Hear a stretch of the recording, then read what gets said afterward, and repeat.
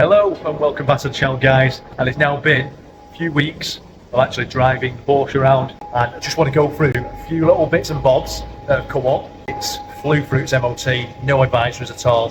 Porsche's done a thorough inspection as well, no issues flagged on that, apart from bleed nipples on the back calipers for this. They said they were in pretty poor condition, so we might have to look at replacing the calipers, potentially upgrading them to the GTS or turbo calipers, which is larger fronts and backs. So I might be tempted to then do that if I'm going to go down that avenue, but we'll see. In general, the car's been absolutely perfect. I've got my plate on there now, so this one's staying for a good while. And the only little things that I've got in terms of gripes is, since going in, that little knock in there, we have just got it catching a little bit, as you can just see there. So that needs sorting out. Obviously, I still want to get all these off and get these resprayed to the actual body colour. There's a few little marks here and there on the original panelling, so I do want to go around and get rid of all them scratches, dents and knocks that we've got on here, buff it all out so it looks as good as it possibly can. I never got any rear arch covers for this kit, so on the front, because it's the newer style, you've got this like flatter surface. Now when you go to the back here, it's still the older bubbled look, so it doesn't, it's probably me being a bit picky, but they don't match. So I'm going to reach out to the guys who sold me the kit, see if I can get them off them, or see if I can purchase them elsewhere. The new wheels are still coming, so I'm looking forward to getting those going inside the car. And something that I didn't realise until obviously I've started using this is I've got like comfort access, so that's where when you open the door or start the car, the steering wheel moves into the position, so it gives you more room to actually enter into the cab space if you're in a parking spot or something like that. And with that, the driver's seat is meant to slide back for when you're stepping in, and then when you turn it on, it slides forwards back into your position that's set on the memories. Now that and the memory functions on the doors don't work correctly, and the reason for that is this was basically seats from a car in Spain, so they would have been left and drive. So obviously the modules in here are telling that these seats, that the one on the left hand side, so the passenger one here, it's actually in its eyes being the driver's seat. So when I get in this, the seat on the passenger side actually ends up moving forwards when I turn the key. And any of the settings on the memory functions for this side, for instance, I'm going to press this now, and you'll see there it's moving on the passenger side. So that is obviously not correct, so we're going to have a look into that and work out what the hell's going on there.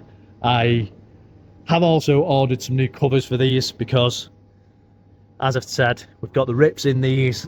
These, again, as I say, were from Spain. I have conditioned them and treated them, but I've gone all out and I've ordered the seat covers to replace these. So what I'm probably going to do is just hold off on doing anything with these seats until they arrive. And then when they arrive, I'll get the seats out, have a look at the modules. Hopefully it's as simple as just swapping one of the modules over from one to the other. That'll hopefully give me all the functionality that I need on the correct sides then. And then also I'll have nice, fresh, new seat covers, which will really lift this interior. In terms of the actual mileage that I've done in this now, so I've done just over 350 miles in this. I've only filled it up once. I've actually pretty much still got a full tank of fuel, so I'm fortunate enough that this had virtually a full tank of fuel in when I got it. So because of that, my first fill up was actually only last Sunday.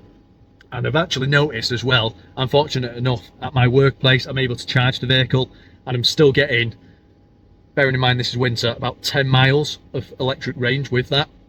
So I think for a 10-year-old car, that's fantastic. I'm in and out of Manchester city centre to the office, so it's been ideal, and it's actually been cheaper to run at this moment in time than the little MX-5 that I was in previously. So that's amazing. I can have a 3-litre V6 Porsche with that battery hybrid system on there, and it's perfect for the driving that I'm doing at the minute.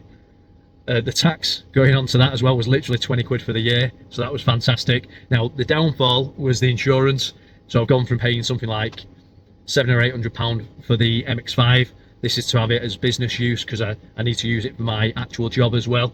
Now on this, it's £2,600 it's cost me for the year to insure this, which I've declared obviously it's got the body kit and things like that on, but it's still a bit ridiculous. I'm certainly not a young guy anymore, unfortunately, and yeah, for it to be that high is pretty crazy. But I had a look and seen what the insurance quotes would have been whether it didn't have the body kit on. It was literally a few £100 either way, so it's not made a substantial difference. I've only got, I think, 2 years no claims, because previously I've always had a company car, so again, I've not got many no claims to go from. But yeah, that's, for someone in the mid-30s, I think that's pretty extortionate personally, but that's just the price you pay in the UK, unfortunately, with insurance. On the flip side of that, the tax was a lot cheaper than I've ever paid before, with it being a hybridised system, and it's a 2015, so it's on the old tax bands as well. And another thing to point out is they never actually take into consideration whether a car's been written off or not, so that doesn't affect the value of your insurance. I think that's something that people that I've spoke to have always asked me about in the past, is because it's a previous write-off, because it's a categorised car, does that affect your insurance premium? From what I've seen on all the cars I've had, it's absolutely made no difference whatsoever. So when I've compared them to a vehicle that hasn't been written off, I've been getting the exact same figures with the quotes. So that is a big one to let you guys know. Don't be scared that your insurance premium is going to go up if you're buying a Cayenne Cat S car. It won't affect that, or it certainly hasn't when I've been looking at quotes anyway. So to sum it up, it's been absolutely fantastic so far, the car. As I say, about 350 miles into my driving, my ownership of this now, even though it's been probably 7 or 8 months since actually purchasing the vehicle. The things that I'm now going to be looking at doing are like the tidying up of things, so it's very much sort of YouTube ready, this car at the minute. So as I said before, I want to have a look at paint correction, sorting that paintwork out on the original panelling and making it as good as possible. And then there's little things with this being an earlier model, 2015 model, it's not got the CarPlay, so I've got a new screen. That's going to be the first sort of retrofit that I'm going to look at doing.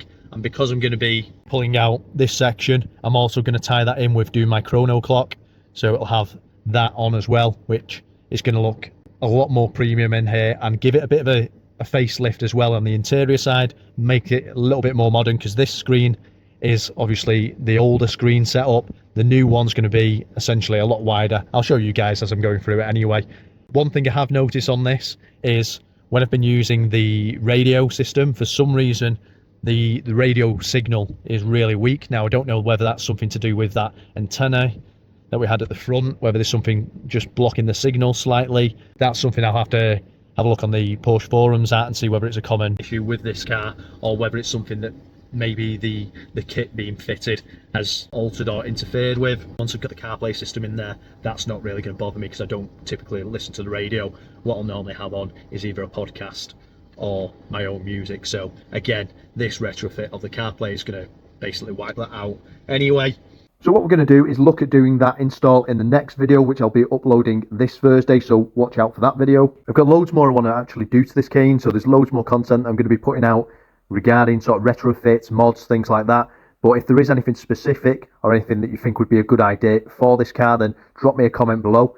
And to make sure that you don't miss any of that content, if you've not done already, guys, hit that subscribe, drop us a like on this video. It'd be very much appreciated, and I will see you on the next one.